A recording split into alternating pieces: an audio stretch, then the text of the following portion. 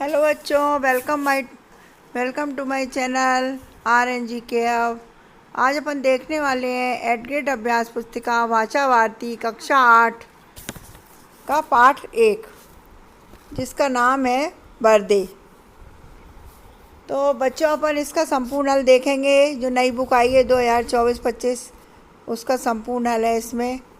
तो चलिए आइए, वीडियो को देर ना करते हुए अपन स्टार्ट करते हैं। पाठ 1 बर्दे। अपन इसके बहुविकल्पीय प्रश्न देखेंगे। निम्नलिखित में से किस पंक्ति में अनुप्रास अलंकार है? अपन को सही उत्तर छांट कर लिखना है। प्रश्न नंबर 1 है, निम्नलिखित में से किस पंक्ति में अनुप्रास अलंकार है? तो आप ऑप्शन सी पर राइट लगाएंगे और लिखेंगे बर्दे वीणा वादनी बर्दे।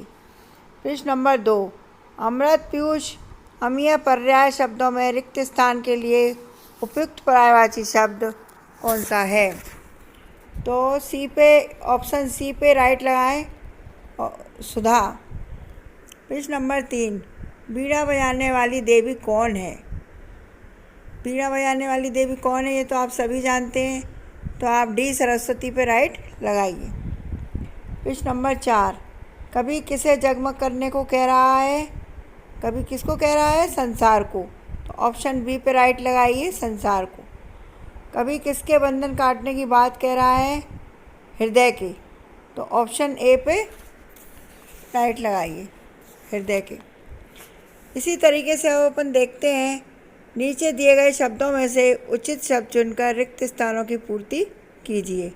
यहाँ पे कुछ शब्द दिए हुए हैं, अपन को इसमें से उचित शब्द छांट के रिक्त स्थान में फिलअप करने हैं। प्रश्न नंबर 6, बर्दे कविता के रचयिता हैं? कौन है? निराला। अगला देखिए, कवि ने भारत में मंत्र भरने की बात कही है। कौन सा मंत्र भरने की बात कही है?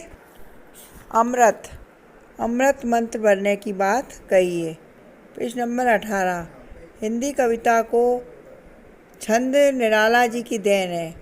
कौन सा छंद? मुक्त छंद, यहाँ मुक्त आएगा। प्रश्न नंबर 9, प्रकाश का विलोम शब्द अंधकार है, यहाँ प्रकाश आएगा। और 10वां प्रश्न है, उपमा अलंकार के 4 अंग होते हैं। चलिए आइए देखते हैं अति लघुत्तरीय प्रश्न। प्रश्न नंबर 11, जलद मंत्र रब से कवि का क्या आशय है? बादलों की गंभीर ध्वनि से है। कविता में कवि कौन सा निर्जर बहाने को की बात कह रहा है? ज्ञान का निर्जर बहाने की बात कह रहा है। 13वां प्रश्न, बर्दे कविता की मुख्य भावना क्या है? कविता की मुख्य भावना अंधकार के बंधनों से सबको आज़ाद करना है। प्रश्न नंबर 14, इन शब्दों की वर्तनी शुद्ध करके लिखिए। मातृभूमि, निर्झर, प्रकाश और अमृत। अब अपन देखते हैं अति लघुत्तरीय प्रश्न। प्रश्न नंबर 15, निम्नलिखित पंक्तियों का भाव स्पष्ट कीजिए। नव नव के नव व्यंग वृंद को नव पर नव स्वर दे। कवि कह रहा है कि नए आकाश के नए पक्षियों के समूह को नए पंख और नए स्वर दे। अब प्रश्न नंबर 16 देखते हैं अपन। प्रश्न नंबर 16 है, नवजात शिशु के चरण कमल के समान सुंदर है। वाक्य में उपमेय, उपमान, साधारण धर्म एवं वाचक शब्द छांटकर लिखिए। उपमेय नवजात शिशु, उपमान के चरण, साधारण धर्म कमल और वाचक शब्द सुंदर प्रकाश। 17 वाला प्रश्न देखिए, आकाश के 3 पर्यायवाची शब्द लिखकर उन्हें वाक्यों में प्रयोग कीजिए। गगन, नीला है गगन। नव नयन भर दे। आसमान, आसमान में तारे चमकते हैं। प्रश्न नंबर 18, कविता में अलंकार का उपयोग क्यों किया जाता है?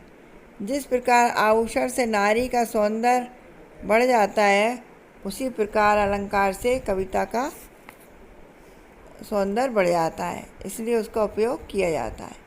दीर्घ उत्तरीय प्रश्न। प्रश्न नंबर 19, आप माँ सरस्वती से अपने राष्ट्र के लिए वरदान में क्या क्या मांगना चाहेंगे?